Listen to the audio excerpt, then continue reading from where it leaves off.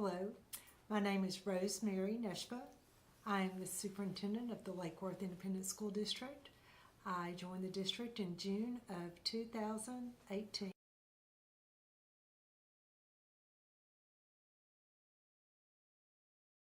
Hey, accidents happen.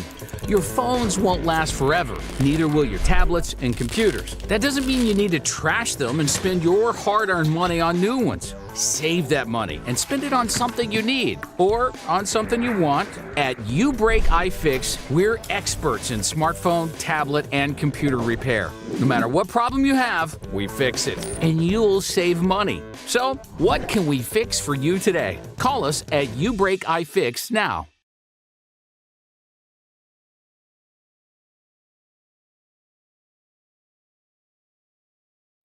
Well, it's very good to have you in the community.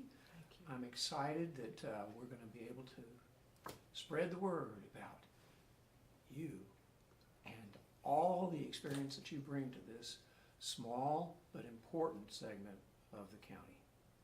So tell us a little bit about your family and your history and education and that sort of stuff. Okay, well, if you go back far enough, I'm the daughter of two educators. Grew up, mother was a special ed teacher, first grade teacher. My dad was a principal and coach. I think he preferred the coaching because he liked working with the kids in a positive manner. And but I've been married to the same guy for almost 30 years. We'll celebrate. He doesn't know how you've done it. That's what I say to my wife. He may take full credit for it, but it'll be 30 years next August. We have 3 children. Congratulations. Jacob is almost 25. He's a graduate of A&M and working in Oklahoma City now, about to get married in 2019. And we have another son that's a senior at Sam Houston State, Joseph. So we have Jacob and Joseph. And then our daughter's a freshman at Texas A&M. So right now we're empty nesters, looking for maybe some new adventures and thinking we found new adventures right here in Lake Worth. Good. My husband and I are both Aggies. For anyone who's an Aggie fan, we tried to brainwash our children in that direction. Oh, I can appreciate that. So is your daughter a J as well? J sounding? No, Oh. She's a Hannah. A Hannah. Yes, Oh, so a maybe little different. biblical No, names, yeah, but that's good. yeah. All right. Well, very good. So tell us about where you came from a little bit. Okay. I've had a many experiences, I should say. Started out in the Bryan ISD as a teacher and then a principal there. Worked in that school district 11 years. Thought I'd probably retire there, and yet my husband, to get a promotion, we ventured down south of San Antonio for 3 years and served as a special ed director there, and then went back to the part of Texas where I grew up, and our children got to grow up with grandparents, which was a blessing. That is great. But now we're ready to do something different. I've been a special ed director, I've been a principal, I've been a curriculum director, I've been a superintendent in 2 other districts. I would say 2 very different districts, but I think every experience I've had, I've grown quite a bit from it, and I think it brings me the opportunity to bring some more, I guess, experiences to the table in leading a district with some of the issues we're facing and trying to make things better for our children. Simplistically saying, it's like learning to ride a bike, and once you've got that down, you never forget it. That's right. So, I believe that. And I think those experiences as curriculum director and as special ed director and as principal allows me maybe to ask the right questions. I can't say I'm as up to date in special ed as I was when I actually served in that role, but certainly can view situations through the lens of a special ed director.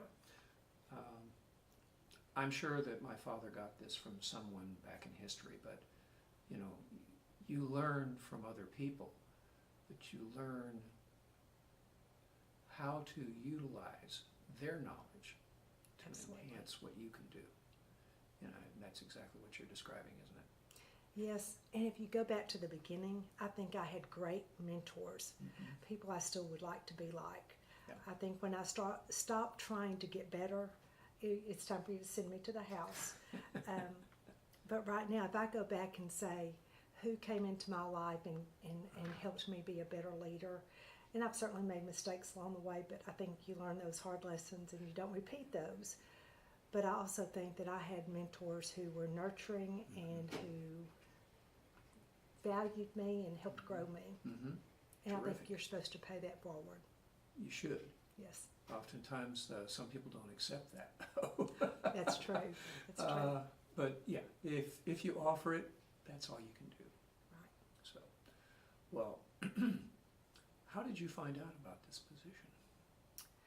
Actually, I saw it posted online, and then I have some friends that have connections here, and they contacted me and said, "Have you thought about this?" Mm-hmm. They knew our daughter was graduating and that we were ready to do something different. And so I talked to several friends about this position and the opportunities, and interviewed, and it just seemed to be a good fit. Well, were you able to find housing okay?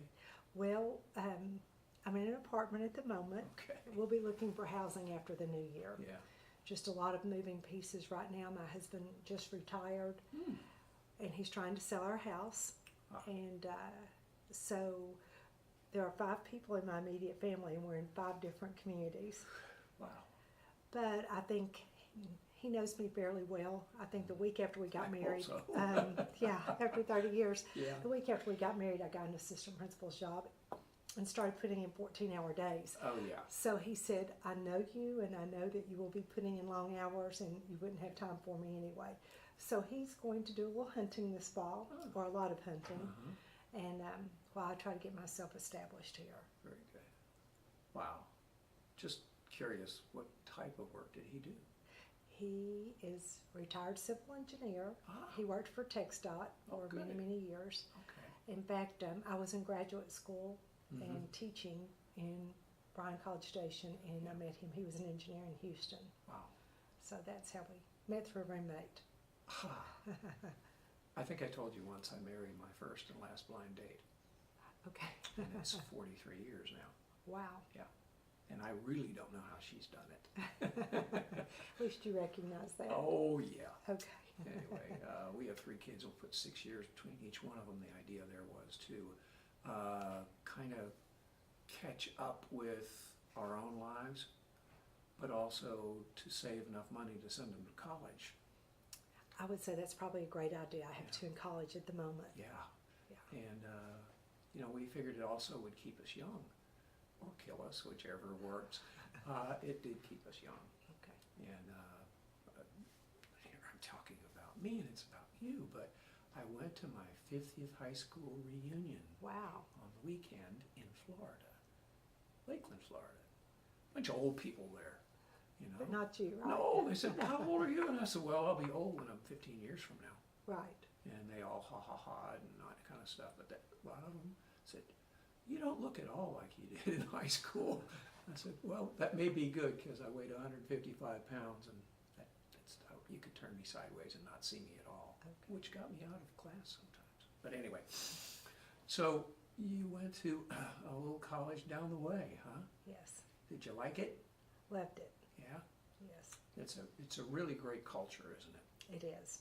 And you know, that's the thing about 12 and under is they have to learn what a culture is, either by just experiencing it or being taught it or whatever. So the question begs, are you going to change our culture for these kiddos? I think we're working as a team to do that. We're really trying to raise the bar and the expectations and letting them know that they have lots of choices when they graduate from Lake Worth. That's great. And I think it takes not only educating the children and their families, but also our instructional staff.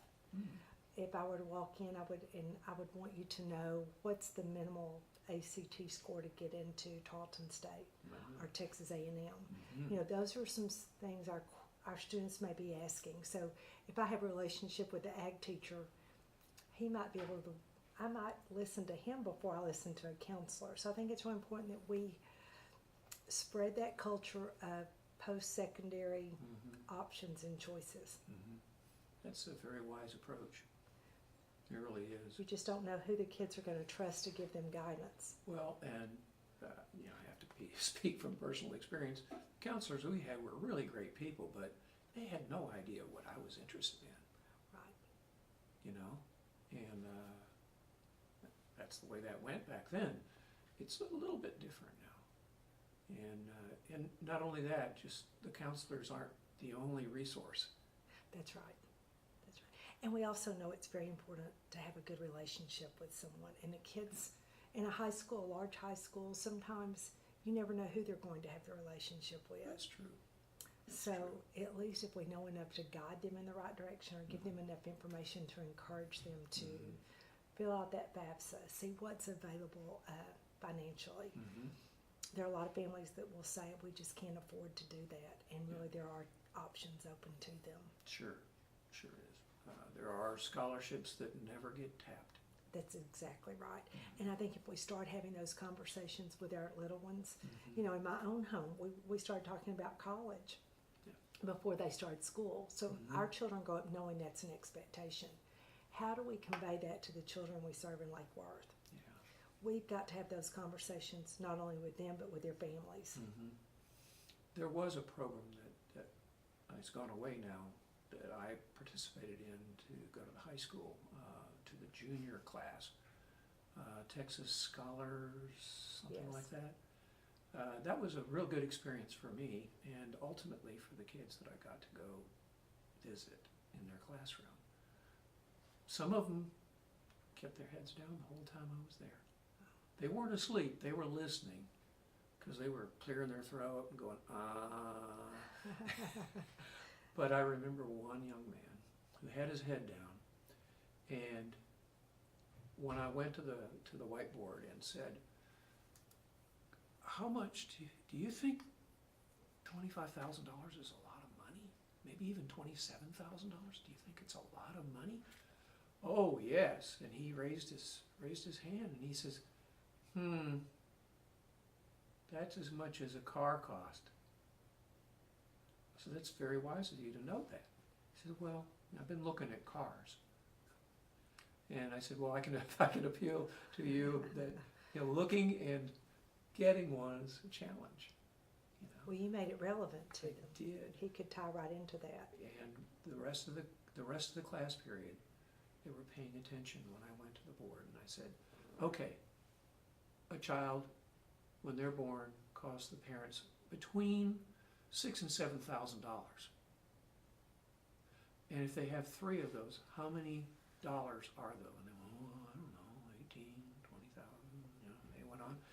And I said, so then you have to have insurance, you have to have a place to live, you have to have food, you have to have clothes. And did you guys, I mean, were you born big?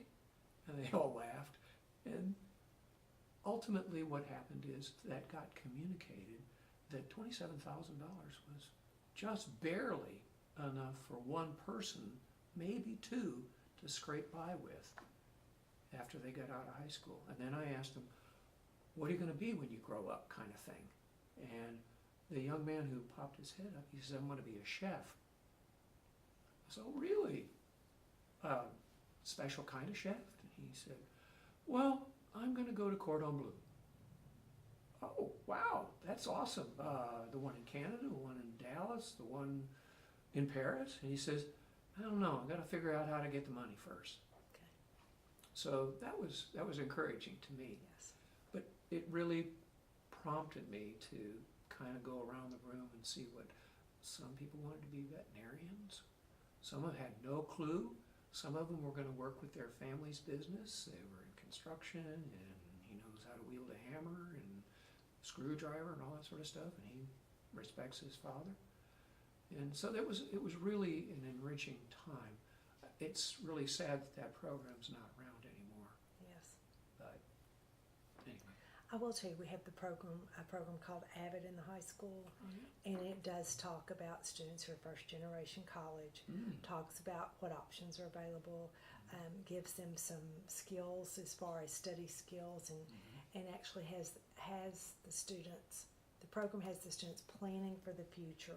So many of our kids are just living for the weekend or living in the moment and trying to plan long range. And I've always worked in districts where a lot of times our high school kids sometimes work to help support the family. Yes. So, you know, those are some things. The reality is when you get down to paper and pencil and what a semester cost, it's shocking to some people True. when they see it. True.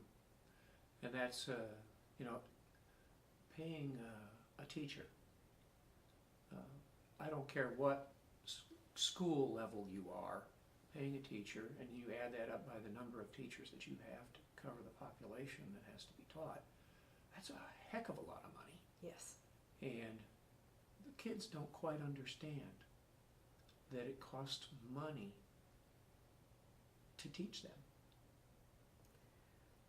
And I so wish that all of the students would see the value in coming and pushing us to give them more and more and more. And it coming is a privilege. Yes. That's a cultural thing I think you have to change the mindset of. You're absolutely right. You have a college night or week or something, don't Right, you? and they have college day once a month where everybody wears their college shirts and tries to cool. promote the conversation. That's a great idea. I hadn't realized that. Okay. I was going to suggest that in Europe, what they do is they have mentors come from the colleges to come to the high schools and stay there about a month and become mentors. Okay. Well, you know, TCU provides a counselor at the high school too, Oh, good. and kind of does the college career. See, I'm learning a lot. Okay, the college and career piece, and the state of Texas has measured high schools, school districts on college and career readiness. Well, they've added college, career, and military. Oh, So we get evaluated on our students who pursue post-secondary, either college, a certificate, or military. cool. Now, you mentioned certificate. Can you elaborate on that as far as this district is concerned? I'm still learning that. We're actually going to have a presentation. We just had our career and tech program evaluated by high schools that work. Oh, okay. And so I know that we're going to kind of revamp some things and put a heavy emphasis on the medical field. Oh, good. We know that students who get like a CNA or a farm tech or different certificates can support themselves through college, or at least make a decent wage when they get out. So we're looking at that. I'll be able to tell you more after the November board meeting. That begs for me to come back and video some more. Absolutely. And our culinary arts program, Uh-huh. they've had enough success. We had to add a second teacher this year. Oh, wow.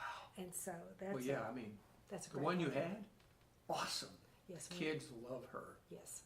And her personality, I think, lends a lot to the program. Does.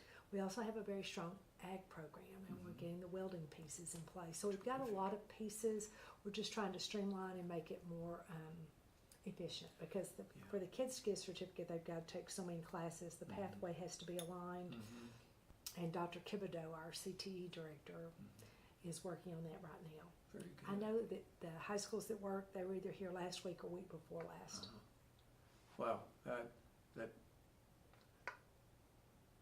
you know, we have a lot of industrial parks around here, I've noticed that. and I can't tell you how many big banners are on the top of the front of the highway viewable building that says, "Welders hiring now."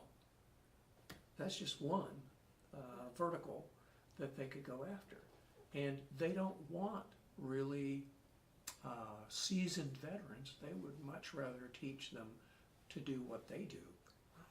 Grow their own. Weld aluminum or do kinds of things that make it, their product. And so that's good, going the right way. Yes, Yeah. I think so. And if you look around at the nursing homes or retirement centers, I think it's great that we're heading in the health direction, because there's enough places locally our kids could get a job and work through high school and into college. Yeah, I toured one of them last week. Oh, you did? Yeah, Lake Lodge. It's over right along the lake. It's been Okay. there for 40, 50 years, something like that. Okay. And I got a tour by their marketing person, and of course he was, "Ooh, it's so great, it's good." But it changed management about 2 years ago, and it is great and it's good. And they have a room that's called the Polka Dot Room, which is the entertainment room. They got Okay. a television, and over to the side they've got wheelchairs if you need them, walkers, that kind of stuff. But most of the people that get in that room like to feel independent. And I thought that was really encouraging. and the people that they have in there, they have one professional person in there for every 3, just to make sure that there's not an accident or a shortcoming on their part, to make sure they eat the right foods and things That'd like be that. great. Maybe we could partner with them at some point. Oh, yeah. Well, there's surprisingly, not really surprisingly, what should I say? The senior group, and we're getting there, Yes. is a very large segment of the population, especially in this region, because we get a lot of retired military and Sure. things like that. So having these facilities available to us has really become a boon for them. Our health department's gone a little nuts on, but that's a state level approved environment.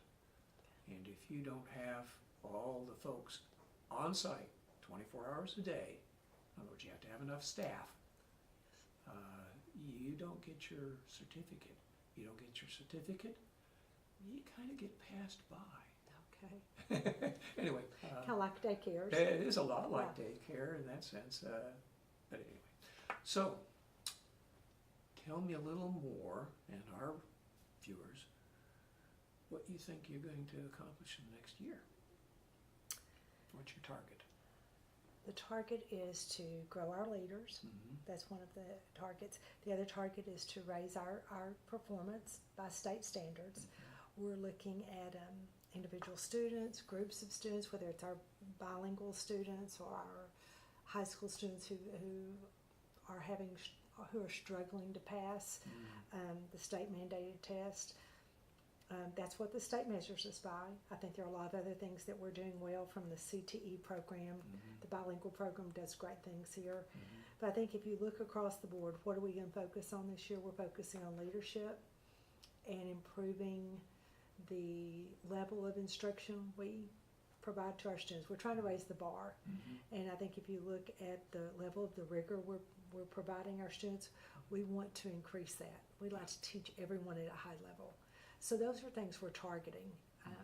Just this morning we had a meeting with one of the principals presenting his data, attendance, test performance, assessments thus far, areas where he sees they're successful, areas they want to focus on. So we're being very data driven in our conversations.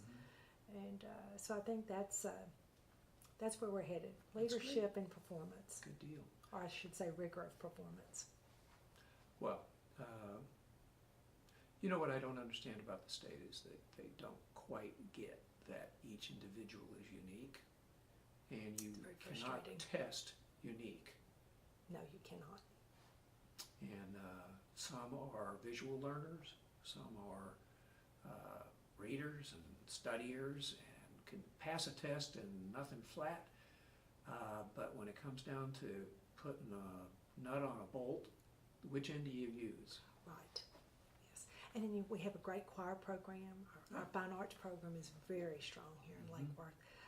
Nothing that the state evaluates Has any? includes that. Yeah, and Yes. that's really a sad situation. Yes. And really when it gets down to it, yes, there are unique students and unique teachers, but there are unique school districts as well. Yes. And some are funded differently, some are underfunded, and I don't care what you say, Robin Hood is still in play. So if you had a great tax base here, it'd be a little different for you because they would raise you up a couple of steps, but take the rest of the money and send it someplace else. And I find that interesting because Yeah. the state takes money from districts who generate a lot of tax money and they redistribute it, but they count that as the state's share they're giving back, and it's really not the state's share. No. It was already collected in the name of public schools. Exactly. So it's really not, it's a shell game, and who suffers? The children of Sure. Texas. And when you start talking about vouchers and money going to private schools, I think that's a slippery slope because, you know, I've heard people talk about we're giving money to religious schools. Well, whose religion? Is it yours, mine, theirs? that's a slippery slope when there's been very clearly stated it's a separation of church and state. And people say, well, there's no prayer in schools. I think children who attend church with their families, they bring their faith with them and they can live their faith. Just like our school leaders. I think they demonstrate their faith through their actions and how they live and how they treat our families and children. I think, but there has to be a separation of church and state because they're taxpayer money. That's right. And so anyway, there's a lot of issues there, but I am concerned that our state is not providing for the children of Texas. And you don't want our public schools to turn into where it's only the children who have special needs or whose parents can't afford to do more. And that's what I'm afraid this is encouraging with the subsidizing of private schools. So give us a financial breakdown of charter schools versus public schools per student. A good example was, say, I went across the street to the church and rented it and opened Neshyba's private school. I could generate $8,000 per pupil, and I don't have the same reporting. I don't have the same accountability with my finances or my testing that public schools do. Wow.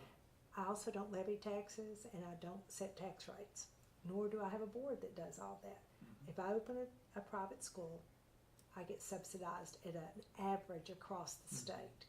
Well, in Lake Worth, we pull that average down because we generate a little over $6,900 per child. But if I open a private school, I generate $8,000.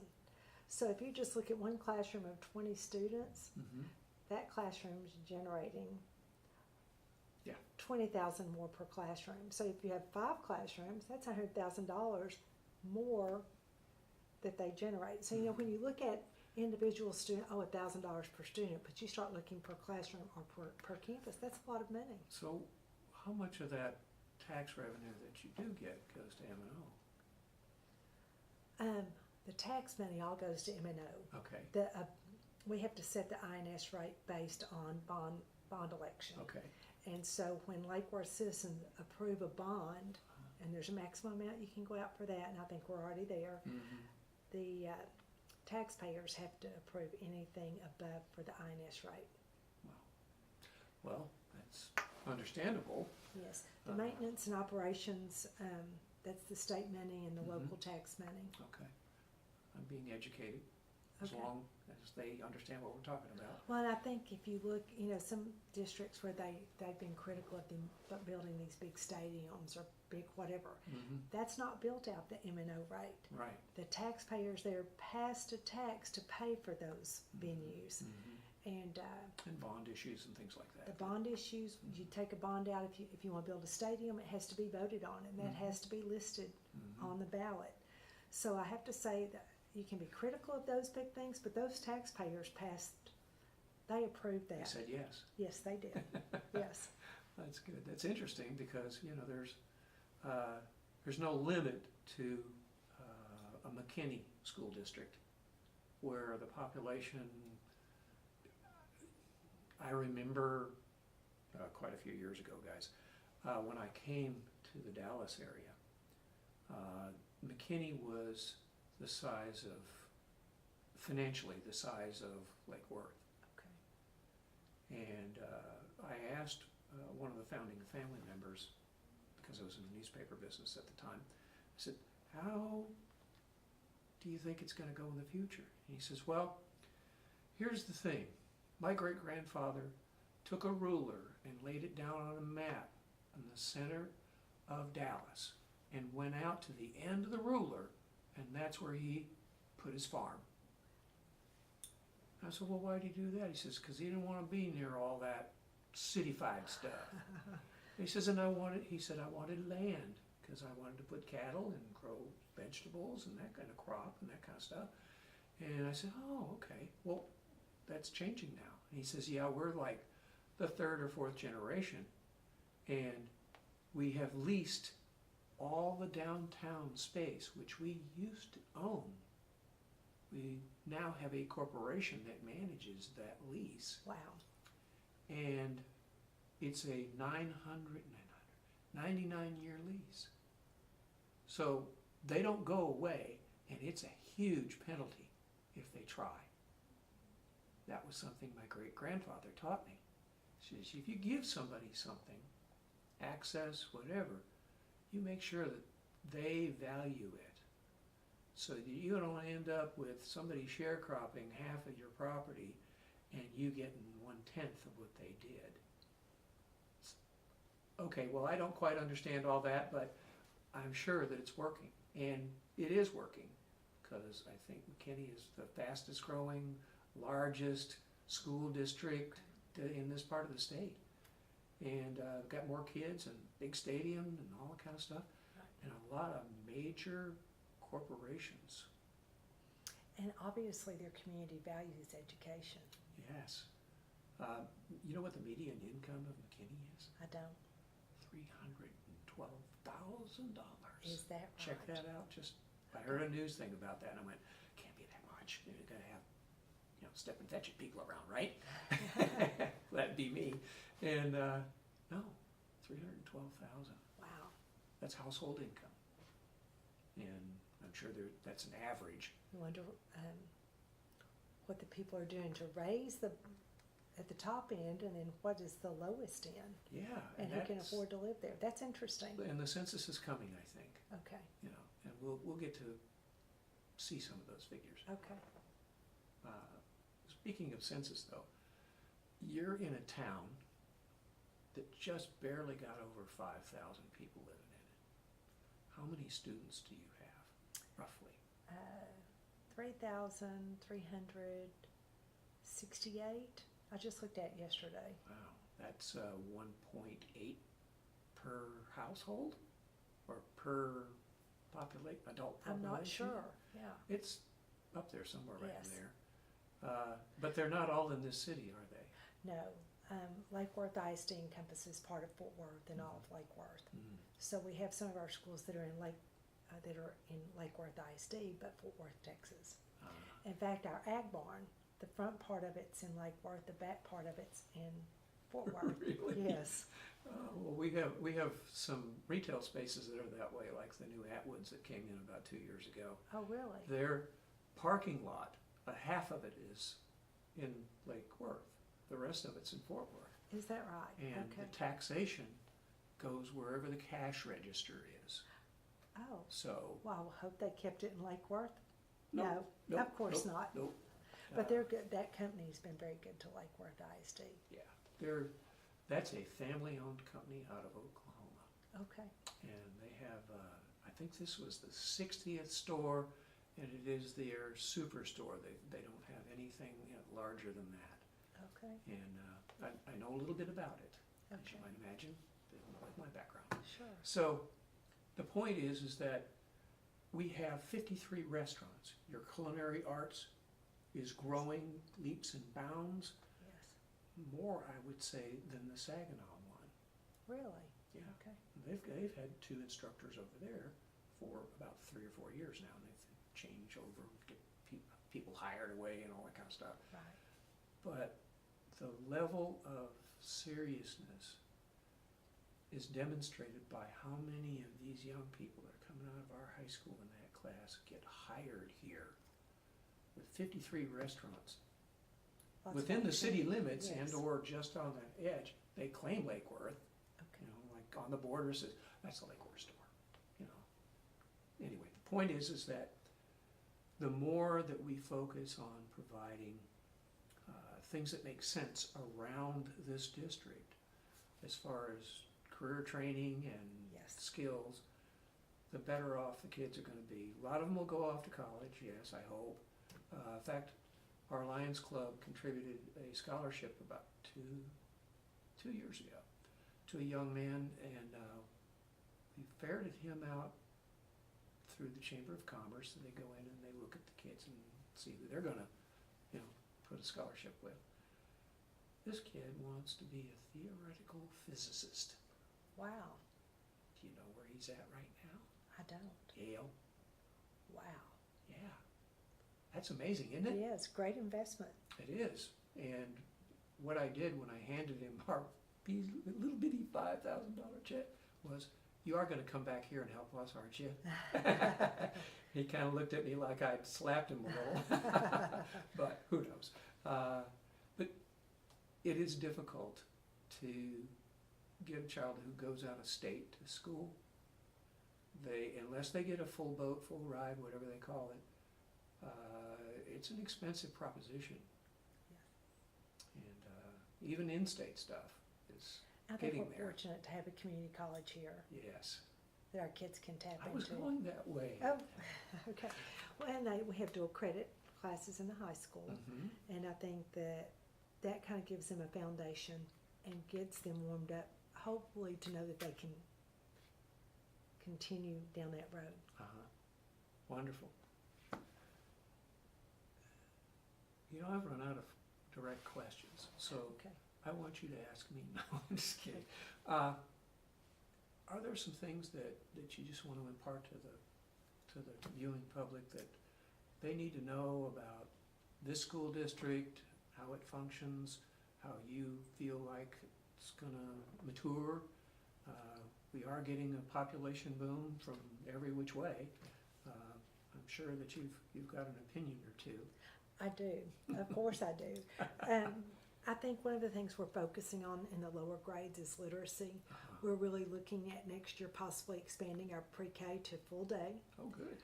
We're encouraging parents to read to their children. We know that children who read are just more successful in school and in life. Those foundational reading skills are huge. And finding some time every night at home to read. The research shows that children who read at home and are read to, their test scores are better, they do better academically, they have more choices. So investing a little time with your children, even, my husband's the baby of 9. One of his older sisters read to him. So I think knowing that someone in the family, grandma, brother, sister, whomever, investing some time in our younger children. We're looking at ways to really build that foundation of reading. Used to, we wanted children reading before they left first grade on level. True. Our vocabulary seems to be much more advanced, so we want children for sure reading on level before they leave 3rd grade. Ideally first grade, but those are some things I think we need to focus on as a community. How can we become more proficient in reading? How do we create a love of reading? There's so many distractions with iPhones and computers and television. How do we get our kids, how do we promote that love of learning, love of reading, excuse me? Do our kids, if they're, instead of saying I'm bored, would they go pick up a book and read for pleasure? We have a public library right here. We have libraries on campuses. Those are some things we really want to focus on as we move into the upcoming years. I think more parental involvement, and it doesn't have to be physically showing up on campus volunteering, but having two-way communication with teachers. Yes. Because To the parents. Yes. Yeah. As a parent, I'm still raising 2 children, I guess, or do you ever stop being a parent? I don't No, think you you do. never do. Okay. Sometimes they come back home. Yes. So I guess I'm still parenting my children, and I think we're as good and we're as strong as our parents allow us to be, and the support It's they really provide true. us is critical. Yes. So whether you can't come to school during regular hours, you have 2 jobs, whatever the situation may be, please keep the lines of communication open between the school, because we're only as strong as our parents. And the teachers who understand what the parents are going through. Yes, that's right. Because sometimes the kid doesn't say, because the parent really doesn't tell them that it's hard. They're sheltering them. Right. So it was 7th grade when I found out that just because Dad wasn't home doesn't mean that he had a job. And once I found that out, I said, well, I don't want my family to give me money. I'm going to go make some money. And they said, well, we have a job for you. You can throw papers. Okay. So that's what I did. But anyway. Okay. My husband did that. He grew up near Houston, and he had an evening, when they did an evening newspaper, he and his brother had bicycles, and they had a newspaper around. Sure. Our kids today I'm not sure they even read the newspaper anymore. No, and a bicycle is an exercise thing. Yes. So, yeah. Well, and the thing is that there is a movement on for newspapers to go online 100%. And I dread that because my great-grandfather was in the newspaper business, and he told me one time, Greg, you're the oldest in the family as far as kids are concerned. Just remember this as you grow older. Our country was based on several factors. One of them is having a free press. When the newspaper shuts down the real printing press, we're in trouble. Because what if somebody turns off what you're going to, or controls it, or something like that? What are you going to do?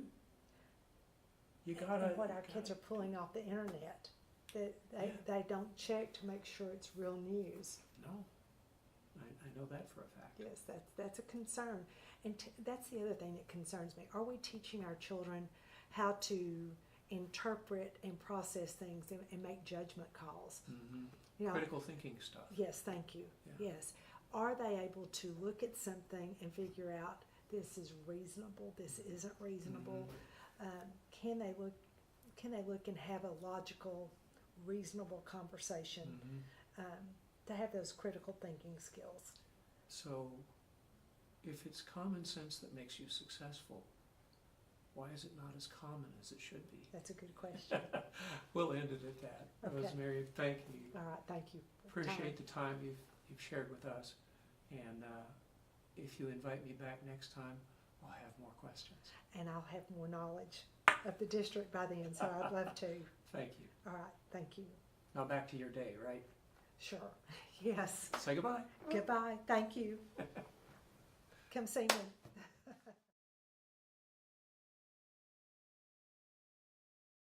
Accidents happen.